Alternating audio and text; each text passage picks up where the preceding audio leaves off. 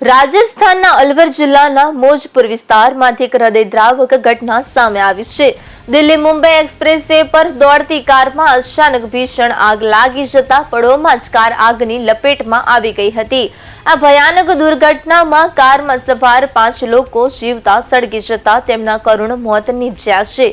આગ એટલી વિકરાળ હતી કે બચાવ કામગીરી પૂર્ણ થયા બાદ કારમાંથી માત્ર હાડકા જ મળી આવ્યા હતા। માહિતી મુજબ કારનો ડ્રાઈવર આગ લાગતા જ પોતાનો જીવ બચાવવા માટે બહાર કૂદી ગયો હતો।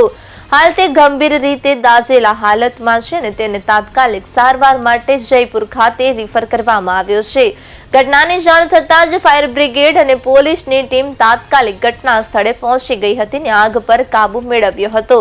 આ ઘટના પછી વિસ્તારમાં ભય અને શોકનો માહોલ છવાઈ ગયો છે। હાલ પોલીસે ઘટનાની વધુ તપાસ શરૂ કરી છે કે આગ કેવી રીતે લાગી અને પાછળનું કારણ શું હતું।